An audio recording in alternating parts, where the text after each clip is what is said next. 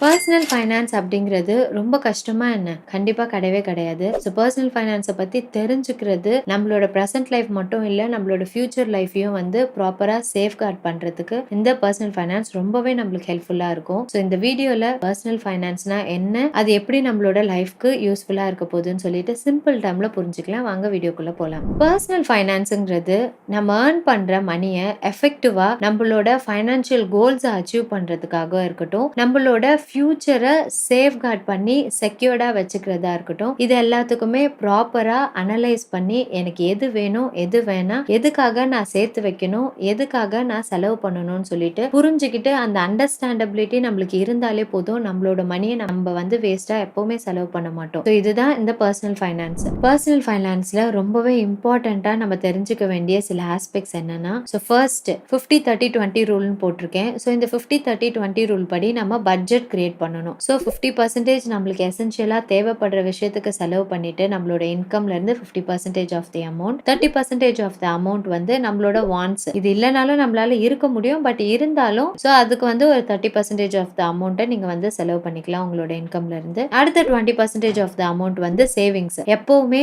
நம்ம செலவெல்லாம் போக லாஸ்ட்ல சேவ் பண்ணக்கூடாது. ஃபர்ஸ்டே அந்த 20% நீங்க சேவ் பண்றீங்க அப்படின்னா அப்புறம் நீங்க வந்து 50% 30% என்ன செலவு இருக்கோ அதெல்லாமே நீங்க பார்க்கலாம். ஸோ சேவ் பண்ணிட்டு அதுக்கப்புறமேட்டு பண்ணணும். இல்லைன்னா சேவிங்ஸ் அமௌண்ட் இருக்கே, ஏதாவது எமர்ஜென்சிக்கு அதை எடுத்து நம்ம யூஸ் பண்ணிக்கலான்ற ஒரு மைண்ட் தாட் நம்மளுக்குள்ள வந்துடும். ஸோ இப்படிதான் வந்து ஒரு பட்ஜெட் கிரியேட் பண்ணி உங்களோட செலவுகளை வந்து ஸ்பெண்ட் பண்ணணும்னு சொல்லிட்டு ப்ராப்பரா எஸ்டிமேஷன் போட்டு பண்ணணும். அதுவும் இல்லாம அதெல்லாம் ப்ராப்பரா தான் செலவாகுதான்னு சொல்லிட்டு ட்ராக் பண்ணணும் ஒவ்வொரு வாட்டியும். ஸோ அப்படி ட்ராக் பண்ணலைன்னா வேற எங்கேயாச்சும் அதிகமா ஸ்பெண்ட் ஆயிடுச்சுன்னா திருப்பி யூ ஆர் இந்த லாஸ். இந்த பர்சனல் ஃபைனான்ஸை பொறுத்த வரைக்கும் நம்ம கீனா இந்த பட்ஜெட் எப்படி இருக்கோ அந்த பட்ஜெட்க்கு ஏத்த மாதிரி நம்ம போகும்போது தான் நம்ம நிறைய அதுல இருந்து கத்துப்போம். ஸோ பர்சனல் ஃபைனான்ஸ்ல ஃபர்ஸ்ட் ரொம்ப ரொம்ப இம்பார்ட்டன்ட் பட்ஜெட் கிரியேட் பண்ணி அந்த எக்ஸ்பென்சஸ் எல்லாம் ப்ராப்பரா ட்ராக் பண்ணணும். நெக்ஸ்ட், நீங்க இப்போ இஎம்ஐல நிறைய பொருள் வாங்குறீங்க அப்படின்னா உங்களோட இஎம்ஐ அமௌண்ட் வந்து நீங்க வாங்குற இன்கம்ல இருந்து 40%க்கு மேல போகாம பாத்துக்கிறது உங்களுக்கு நல்லது. அப்படி 40%க்கு மேல போச்சுன்னா நீங்க வாங்குற இன்கம்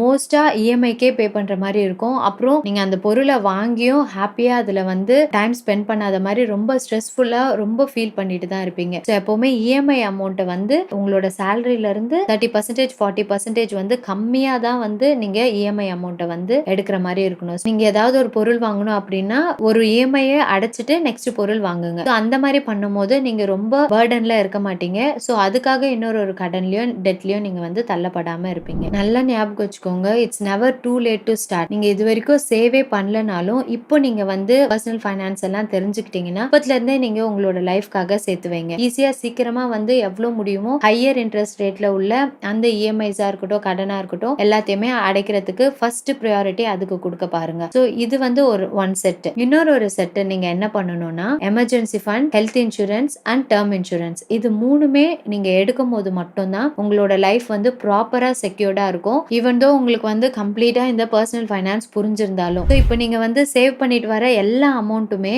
உங்களுக்கு ஏதாவது ஒரு எமர்ஜென்சின்னு வரும்போது இது கம்ப்ளீட்டா எல்லா நீங்க சேர்த்து வச்ச கொஞ்சம் கொஞ்சம் அமௌண்ட்டும் வந்து கம்ப்ளீட்டா வேனிஷ் ஆயிடும். அதுக்கப்புறம் நீங்க திருப்பி ஃபர்ஸ்ட்ல இருந்து ஸ்டார்ட் பண்ற மாதிரி இருக்கும். ஏதாவது ஒரு மெடிக்கல் எமர்ஜென்சியா இருக்கட்டும், இல்ல உங்களுக்கு ஜாப் வந்து திருப்பி வேற ஏதாவது தேட போறேன், இல்ல ஜாப் உங்களுக்கு போயிடுச்சு, அந்த ஒரு சிச்சுவேஷனா இருக்கட்டும், இந்த மாதிரி ஏதாவது ஒரு ப்ராப்ளம மீட் பண்ற சிச்சுவேஷன் உங்களுக்கு வந்தாலும் அது எல்லாமே உங்களால ப்ராப்பரா மைண்ட்ஃபுல்லா எப்படி அதை உங்களால கடந்து வர முடியும்னா இந்த மாதிரி எமர்ஜென்சி ஃபண்டை நீங்க சேர்த்து வைக்கிறது மூலியமா, டேர்ம் இன்சூரன்ஸ் வாங்குறது மூலியமா, அதுக்கப்புறம் ஹெல்த் இன்சூரன்ஸ் வாங்குறது மூலியமா உங்களால கண்டிப்பா இதுல இருந்தெல்லாம் வெளியில வர முடியும். எமர்ஜென்சி ஃபண்டுன்னும் போது உங்களோட இன்கம்னுடைய 6 மந்த்னுடைய அமௌண்ட்டை நீங்க வந்து கண்டிப்பா சேர்த்து வைக்கணும். அது வந்து உங்களுக்கு ஒரு எமர்ஜென்சி ஃபண்டா யூஸ் ஆகும். அதையும் தாண்டி டேர்ம் இன்சூரன்ஸ்ன்னும் போது உங்களுக்கு நிறைய பேர் டிபெண்டா இருக்காங்கன்னா கண்டிப்பா நீங்க வந்து ஒரு டேர்ம் இன்சூரன்ஸ் எடுக்கிறது ரொம்பவே அட்வைசபிளான விஷயம். நெக்ஸ்ட் ஹெல்த்னு வரும்போது உங்களுக்கும் சரி உங்களை சுத்தி உள்ள டிபெண்டா இருக்க எல்லாருக்குமே ஒரு ஹெல்த் இன்சூரன்ஸ் எடுத்து வைக்கிறது ரொம்ப ரொம்ப இம்பார்ட்டன்டான விஷயம். ஏன்னா மெடிக்கல் இன்ஃப்ளேஷன் கிட்டத்தட்ட 14% இருக்கு. ஸோ நம்ம பே பண்ற பில்லு, அதுக்கு ஆப் பண்ற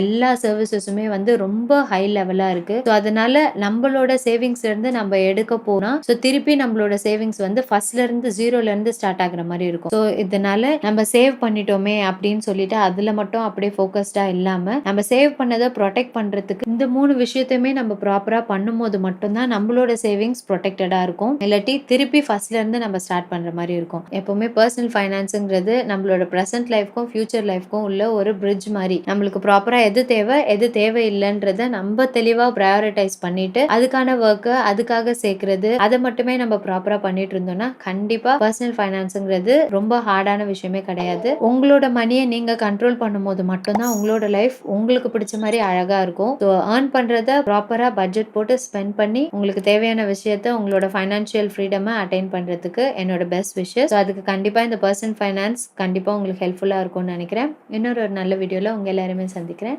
Until then, it's bye from Jamila Fatima. Take care. Bye.